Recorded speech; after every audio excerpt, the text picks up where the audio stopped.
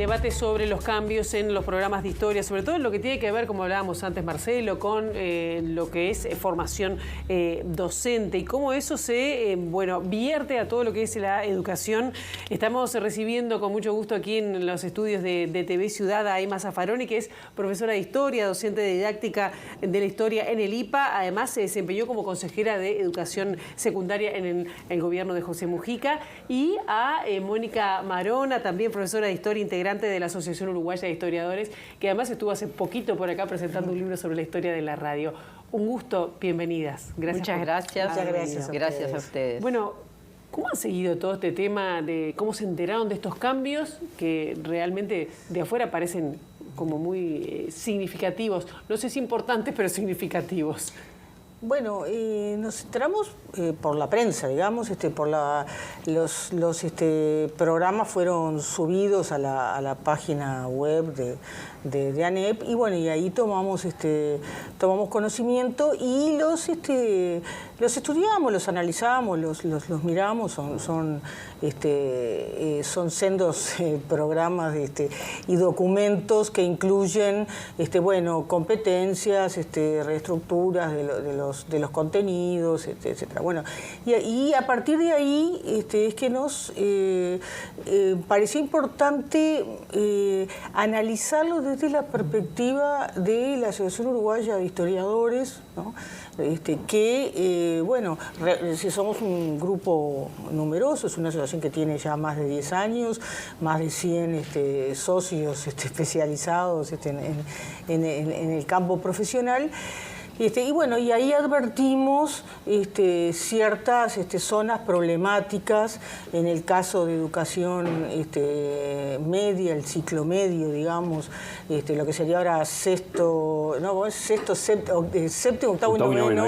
Claro, algunas zonas de dificultad en cuanto, por ejemplo, los contenidos, la bibliografía. Nos parece que hay una desactualización muy, muy importante. Y en el caso de formación docente hay cambios en lo que tiene que ver con los tiempos en lo que se desarrolla la especialidad. Nosotros venimos trabajando con los docentes hace muchísimos años, trabajamos juntos, investigadores, docentes, es decir, los investigadores somos docentes también, o sea, estamos muy integrados, se alimentan mutuamente los saberes de unos y otros, y ahí es que venimos trabajando en conjunto, cómo especializarse, cómo actualizar la disciplina, y ahí, bueno, por ejemplo, en el caso de formación docente, entendemos que los contenidos quedan sin tiempos para la profundización. Y cuando se enseña algo, se enseña historia. O sea, un docente tiene que saber muchísima historia y además cómo enseñarla. Y a alguien. Y a alguien, exactamente. Mónica, como bien decía, es de la Asociación de Historiadores. Emma, por su lado, integra la Asociación de Profesores Autoconvocados. Sí, las salas. Las salas, ahí está. Exactamente, ¿qué quiere decir esto? Porque no es exactamente el sindicato de docentes ni tampoco es la asamblea técnico-docente. No, es un ámbito académico que tuvimos que generar porque en realidad en formación docente existe una estructura académica en el plan vigente, que es el plan 2008, que este año fue desmantelada, sin que tuviéramos ni siquiera noticias.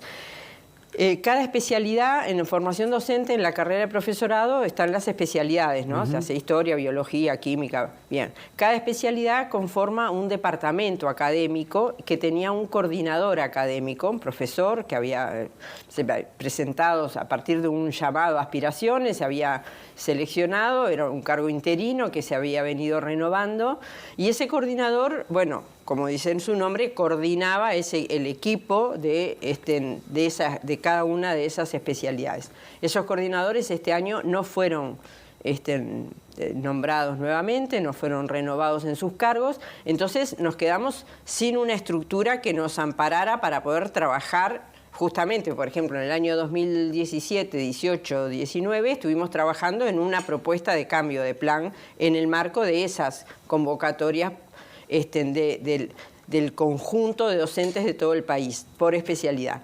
Al no tener más esos coordinadores que desaparecieron, sin que me diera ninguna información de por qué desaparecían, incumpliendo con el plan, ¿no? Porque esto está establecido en el plan vigente, que esos cargos existen y tienen que estar. Entonces decidimos, ante los primeros documentos que empezaron a aparecer, autoconvocarnos y ponernos a trabajar, porque nosotros no podemos mirar cómo pasa este proceso sin decir nada. Y así, casi todas las salas se autoconvocaron y están trabajando, y a su vez se armó una especie de coordinación de todas esas salas que están analizando las declaraciones de cada una de las salas y que estamos, bueno, alarmados y muy preocupados por lo que vamos viendo de las propuestas que se están haciendo, tanto en el sentido de lo que es el plan, que es lo que se llama el marco curricular, que es lo más cercano a un plan, en donde se define un único enfoque, que es el enfoque competencial para estudiar, que es complicado de explicar, pero que implica un cambio en el concepto de cómo se enseña, de cómo se estudia, de cómo se aprende, de cómo se llega al conocimiento. Es un cambio importante, profundo.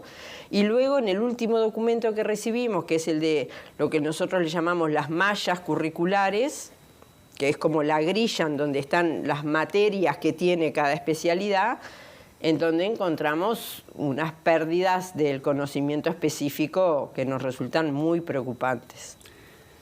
Tanto desde las autoridades de la ANEP como desde el Poder Ejecutivo se ha escuchado y se sigue escuchando que los docentes que presentan reservas con respecto a algunos aspectos de esta reforma o transformación educativa, lo único que quieren es obstaculizar la misma. De ningún modo, ni los docentes ni los historiadores. De hecho, acabo de decir, nosotros estuvimos 2 años trabajando en un plan de transformación que quedó en un cajón y que no se tomó en cuenta para nada. Y eso nos llevó mucho tiempo y muchas discusiones, porque, por ejemplo, el tema de pasar de materias anuales a semestrales es todo un problema, porque implica incluso un problema laboral de cómo nosotros no tenemos cargos en formación docente, seguimos eligiendo igual que en secundaria tenemos horas. Entonces, ¿cómo es eso de que trabajo un semestre, el otro semestre no trabajo? ¿Cómo se nos paga? No sabemos cómo se va a arreglar eso. Pero nosotros estamos dispuestos a conversar, a discutir, a proponer. Nos consideramos además junto con otros especialistas, por ejemplo, pero consideramos que somos los idóneos para trabajar en esto, porque hace muchos años que trabajamos, que nos dedicamos a formar docentes. Muchos de nosotros hemos podido hacer actualizaciones, posgrados, hemos seguido estudiando. ¿Y antes se hacía esa consulta? Bueno, nosotros entendemos que esta reforma o transformación, como se le dice, ha sido muy inconsulta. Claro. Porque en realidad es cierto que se trajo un documento primero, el otro documento después, y se convocó a una reunión, 2 reuniones, 3 reuniones, si querés, pero esto no se resuelve en una reunión. Ni hablar. Yo igual no quería dejar pasar esto que habías dicho y preguntarle a las dos. Dijiste que había cambios en el contenido. Nosotros, salió a la luz pública que, por ejemplo, habían retirado de la bibliografía, lo voy a poner con casos concretos, un libro los libros de Masi vinculados a lo que es el proceso de la dictadura cívico-militar, agregaron un texto, por ejemplo, del expresidente Julio María Sanguinetti, de un colega también, Alfonso Leza, sobre el mismo periodo. También hay cambios de términos. Por ejemplo, ya no sería deseable usar Plan Cóndor, tengo algunos otros, guerra humanos, civil, dictadura militar, dado que carecen de cualquier respaldo historiográfico. Terrorismo de Estado. El terrorismo de Estado igual. Es decir, ¿cómo, le pregunto, sí, concretamente los historiadores, la Asociación de Historiadores tuvo un planteo concreto respecto a esto? Le pregunto a ambas, Mónica, sí. Emma.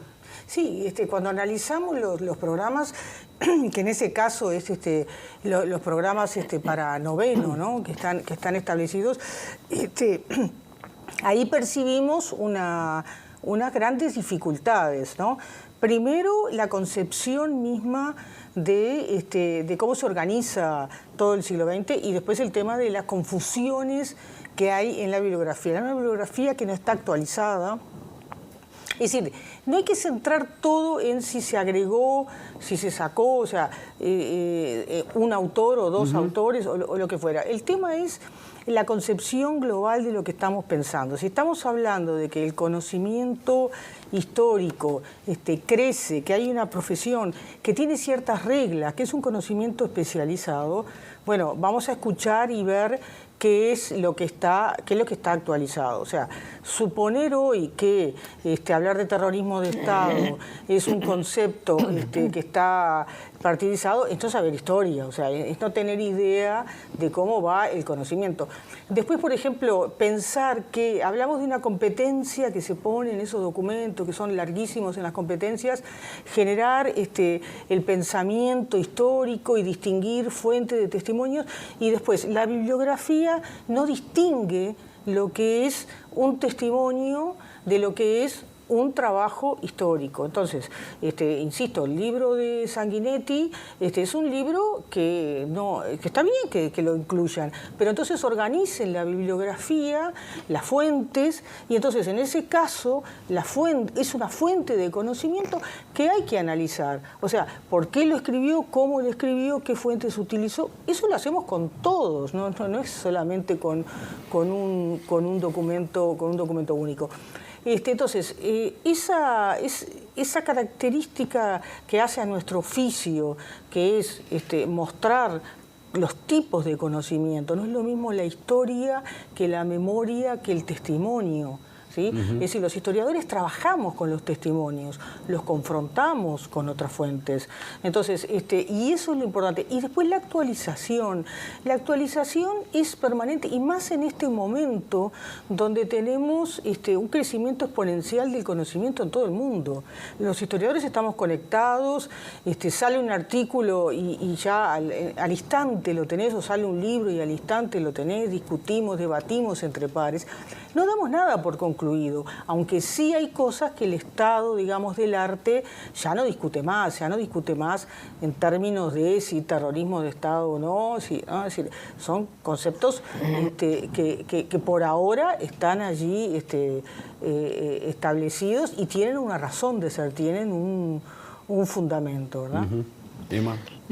A nosotros nos parece muy preocupante la ausencia o el cambio que ha habido con algunos conceptos, porque no solamente implica un desconocimiento de la producción historiográfica, que como decía Mónica, en este país es abundantísima, y eso es casi una falta de respeto hacia los historiadores que están trabajando con el pasado permanentemente, sino que de alguna manera eso implica como invisibilizar algunas de las cuestiones que a nosotros, profesores, nos parecen las más importantes para enseñar. Si yo tengo que seleccionar algunos conceptos que acompañen el contenido de dictadura civil-militar, ¿cómo no voy a seleccionar el terrorismo de Estado y los derechos humanos? Parecería que esto implicara que está en discusión si eso sucedió o no sucedió. Es decir, ¿hay alguien que pueda discutir que eso sucedió? O parecería que, bueno, si hubo algunas violaciones, capaz que fueron eso, algunas violaciones por excesos. Se habla de los derechos civiles y políticos, pero no de los derechos humanos, cuando es el Estado el responsable de garantizar los derechos humanos, y en ese caso fue el Estado quien los violentó permanentemente. Y cuando hay además un cuerpo ideológico, digamos, un encuadre ideológico, que es la doctrina de la seguridad nacional y el terrorismo de Estado, en el cual se dio ese proceso. Entonces, si obviamos esos conceptos, está bien, ponemos el contenido dictadura civil-militar, pero obviamos esos conceptos que son estructurantes para entender, entonces se banaliza ese pasado. Porque, ¿qué puede decir un profesor? Bueno, puede enseñar el relato, pasó esto, vino aquello, ¿no? Pero no está implicado fuertemente en la carga ideológica que hay en esto, que fue un proyecto de país, no fue un error de que un día, porque hubo algunos desbordes, se dio un golpe de Estado. No es esa la explicación que da la historia. Ahora, evidentemente, tiene que haber esto no se hace sin querer, no se le escapó al que lo escribió. ¿Cuál es la intención detrás de todo esto? ¿Contar la historia de otra manera? ¿Entrar en el famoso relato? ¿Tratar de cambiar, por lo menos a nivel de lo que aprendan de aquí en más los chiquilines, que lo aprendan de otra manera y no como fue hasta ahora?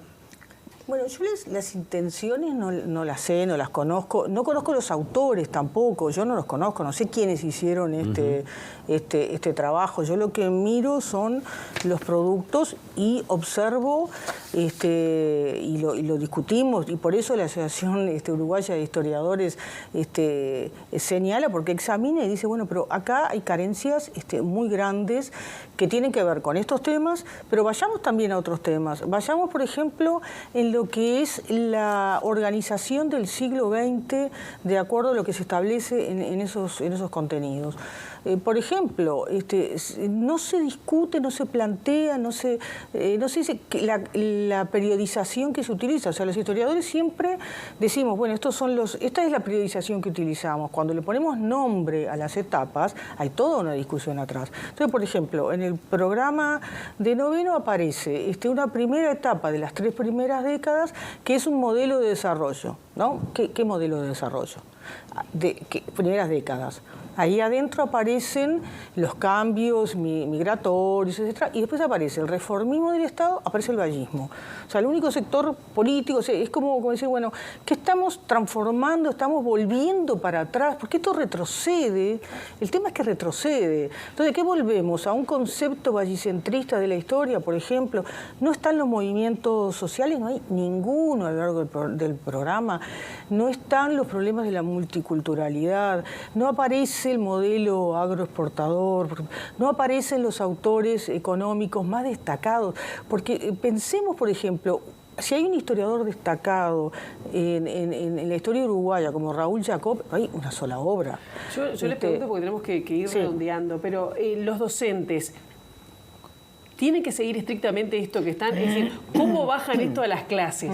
Y si pueden, apelo a su poder de síntesis. De alguna manera esa es nuestra esperanza, ¿no? Que seguimos defendiendo el espacio de aula como el espacio en donde el profesor efectivamente organiza su clase y enseña fundamentalmente lo que sabe, porque nadie puede enseñar lo que no sabe, lo que aprendió, lo que cree y demás. Los programas y las bibliografías son orientadores, ¿no? No es que uno tenga que seguir exactamente eso, no es que un profesor de noveno no va a poder hablar de terrorismo de Estado, no estamos pensando eso. Pero también hay que decir que son orientadores y que muchos profesores efectivamente se ciñen a lo que dice el programa, porque de repente hace años que salieron de la formación docente, porque no se actualizaron, porque no tienen posibilidades de seguir estudiando, porque a veces en el interior están un poco más alejados de las posibilidades de actualizarse. Entonces, el programa lo ven como el marco que ellos siguen. Y en ese sentido, más que orientador, puede ser casi prescriptivo, ¿no? En los docentes más expertos, más actualizados y demás, dirán, bueno, yo no es que no puedo leer a Jacob, pero cuando uno está preparando el programa, lo que mira es la bibliografía que acompaña al programa, digamos, ¿no? Bien. Emma, Mónica, muchísimas gracias. Y perdón por el poco tiempo porque esto es la verdad que se merece poder seguir hablando y discutiendo cuando nos estábamos metiendo, ¿viste?, en algunos temas que están cuando quieran seguimos. Pero bueno, quedan la comprometidas. Muchas gracias a ustedes.